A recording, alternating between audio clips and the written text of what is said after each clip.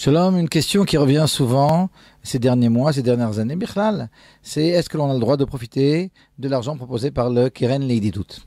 Keren Leididut, la fondation pour l'amitié. Alors il faut savoir que le vrai nom qui est souvent caché de cette fondation, c'est Keren Leididut Notzrim Veyodim, la fondation pour l'amitié entre chrétiens et juifs. Lorsque l'on parle de chrétiens, il y a plusieurs courants. Ici, il se trouve que les donateurs à cette fondation sont des protestants évangélistes. Alors, ce que je veux dire, c'est pas spécialement intéressant ici de rentrer dans les différents courants du christianisme, mais malgré tout que l'on comprenne un peu qu'il n'y ait pas d'amalgame. Dans le christianisme, il y a tout d'abord les catholiques. Alors là, on va utiliser souvent l'expression « afar lepumaïhu ». Quand on dit « afar lepumaïhu », c'est une expression qu'on retrouve dans le traité de Baba Batra, ça veut dire « poussière dans leur bouche ». Lorsque des choses complètement folles sont dites, alors c'est l'expression qui est utilisée aussi par la Gemara. Donc quand je vais citer finalement les croyances de ces différents courants, je vais souvent utiliser cette expression afar lepumaïhu. Alors les catholiques, afar lepumaïhu, considèrent que le vrai peuple d'Israël, c'est finalement eux, dans la mesure où les Bnei Israël, Hashem Yishmor, afar lepumaïhu, aurait été, à leur compréhension, rejeté. Le deuxième courant, le courant des protestants, le courant classique des protestants, dans son ensemble, soutient un État palestinien, soutient les Arabes dans leur lutte contre Israël. Donc c'est pas tellement plus sympathique que le premier courant. Mais il existe un troisième courant, le courant des protestants évangélistes. Et ce courant-là, alors a priori, est extrêmement sympathique envers Israël. Ils aiment Israël et puis ils aident Israël, ils aident l'État d'Israël, ils aiment même les colonies et les Yeshuvim. Et ça provient du fait que dans leur croyance, là aussi, à faire les Pumaïhu, alors si dans un premier temps, ils comprennent des prophéties que le peuple d'Israël nous-mêmes, pas comme les catholiques pensent, et les juifs, et alors ils comprennent que la première étape de la Géoula de la rédemption, c'est le retour du peuple d'Israël sur sa terre. Et ils comprennent qu'il y a une deuxième étape, une fois qu'on aura encouragé, puis que les Bnei Israël seront venus sur leur terre, alors ils devront accepter Afar lepumaïhu, leur Seigneur Hashem Yishmor ve'erachem. Et par conséquent, ils nous encouragent, mais à côté de ça, ils ont beau nous aimer, ils aiment aussi la mission. Et puis finalement, donc, ce n'est pas tellement naïf et innocent ici, toute cette aide. Il y a un passage au traité de Baba Batra, page 10b, dans le Talmud, où la reine-mère, au temps des Perses, et du nom de Ifra Hormiz, envoie 400 dinars à Ravami, en tzedaka. Et puis Ravami refuse complètement de recevoir cet argent, et puis il rapporte le verset du livre de Ishaïa, « Bivos ktira tishavarna » le branchage, lorsqu'il sera sec, alors il se cassera. Rashi explique que ce que veut dire ici Ravami, c'est que la Géoula, la rédemption, c'est-à-dire ici le branchage qui se casse, ne viendra uniquement que lorsque le mérite des nations s'arrêtera. Or ici, si on reçoit de l'argent, on entretient ce mérite-là, et donc il ne faut absolument pas le recevoir. On rencontre dans le même passage Rava, qui lui acceptait l'argent, mais il l'a, pour ne pas offenser finalement la reine-mère, mais il l'a distribué à des pauvres goïm, à des pauvres non-juifs. Toujours est-il, si on regarde finalement comment se comporter dans le Shulchan Aruch. Alors c'est intéressant. Dans le Shulchan Aruch, dans la partie de Yoredea, au Siman 254, on retrouve deux halachot. Alors la première nous dit, dans le premier saïf, Asur l'Israël litol tzedaka min hagoyim befaresia. Et les Bnei Israël, les enfants d'Israël, n'ont pas le droit de prendre de la tzedaka publiquement des goïm. Alors les décisionnaires nous expliquent que c'est en raison de Chilul Hashem, la profanation du nom divin, parce que les goïm, lorsque l'on prendra cet argent et que cette chose-là sera publique, leur diront, regardez les juifs, comment ils ne s'entraident pas, et puis à quel point ils ont besoin de nous finalement.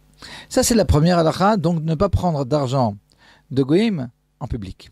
Mais il y a une deuxième halakha qui suit, dans laquelle on voit qu'il y a aussi des restrictions lorsque l'on prend cet argent, pas en public, même en privé. Alors les décisionnaires essayent d'expliquer, a priori du premier saïf, on comprendrait que si c'est en privé, cette chose-là est possible. Et ils expliquent que c'est vrai qu'en privé ça peut être possible, mais ici il s'agit dans le deuxième saïf de non-juifs qui donnent de la tzedaka précisément à des juifs. Et dans ce cas-là, cette chose-là, ça leur donnera trop de mérite. Et on revient donc à la Sugia, au passage que l'on a lu dans la Gemara de Bava Batra. Finalement, en résumé, il y a deux problèmes. Le premier problème, c'est un problème de profanation du nom divin, un problème de Chilul Hashem lorsque cette tzedaka a été prise et puis que cette chose-là est publique. Le deuxième, même si ce n'est pas public, mais que des goïms donnent précisément à des juifs, alors ici, ça leur donne trop de mérite et là aussi, ce sera interdit de prendre cet argent. Alors c'est intéressant parce que si vous lisez les publications comme ça, et autour du Keren Leididut, alors évidemment, pas leurs publications à eux, mais les publications écrites autour. Et il y a aussi des films que l'on peut voir. Alors on voit que dans leur rassemblement, on encourage les donateurs potentiels à donner de l'argent en leur expliquant que uniquement comme ça, ils pourront arriver à faire passer l'idée du sauveur, l'idée de leur Messie à faire les Poumaïhou, et que finalement c'est uniquement comme ça que la mission pourra avoir une prise sur les Bnei Israël. Alors c'est vrai que quand ils vous donnent de l'argent, ils ne vous demandent pas de vous prosterner à la Vodazara. Mais ici il y a quelque chose qui est de longue haleine, ils veulent finalement s'introduire dans les cœurs, et là il y a quelque chose d'extrêmement grave. De toute façon, au niveau de la halakha, comme on a dit, dans la mesure où il y a du Chilul Hashem, parce qu'ils s'enorgueillissent aussi de cet argent qui est donné au Bnei Israël, et donc c'est vraiment une profanation du nom divin, et en plus, comme on a dit, ça leur donne du mérite. Alors les plus grands décisionnaires de l'époque ont complètement interdit de recevoir cet argent.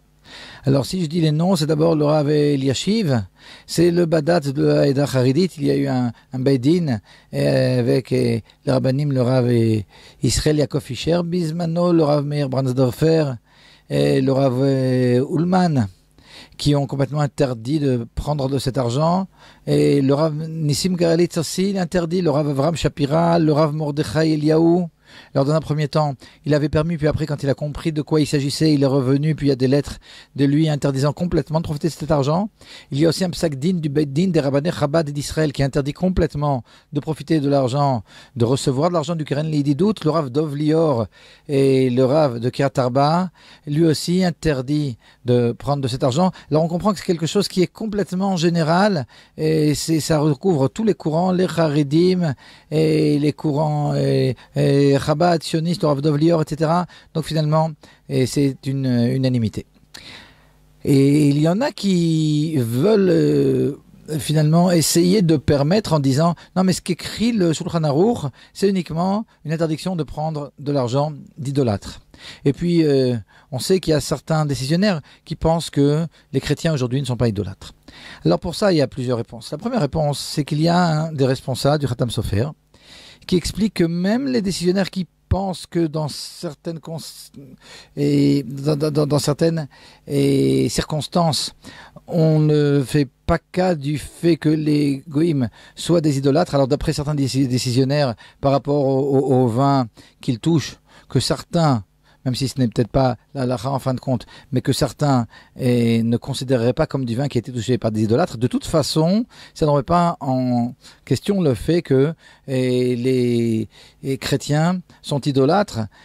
Et cette chose-là, elle est écrite, Befirouche, en tout cas par le Rabbi de Lubavitch, dans l'Écoute Sichot, volume 27, page 198. Rabbi Lubavitch écrit de façon claire que les chrétiens sont idolâtres. Mais de plus, même sans en arriver à ça, le fait qu'il y ait écrit Akum Ovde Kochavim ou Mazalot, c'est-à-dire des idolâtres, dans le premier passage que l'on a vu dans le Shulchan Aruch, en réalité, si on regarde la première édition du Shulchan Aruch, on voit que là-bas est écrit Goïm des non-juifs, et puis le mot idolâtre ici ne se trouve dans les éditions plus tardives du Shulchan Aruch uniquement en raison de la censure. Donc finalement, la conclusion de tout ça, c'est qu'il n'y a aucun héter, aucune permission de recevoir de l'argent du Keren Leididut, et pour deux raisons, comme on a dit. Une raison de Chilul Hashem, de profanation du nom divin, et puis une raison aussi de donner du mérite finalement aux Goïm et de prolonger la galoute. Alors Bezrat Hashem, de toute façon, Akadosh Baruch Hu, et donnera l'argent dont on a besoin et Baruch Hashem, et les Bnei Israël pourront s'entretenir entre eux, et on recevra comme ça la Géoula, Ametit Vashlema, Bekarov, Meod Bezrat Hashem.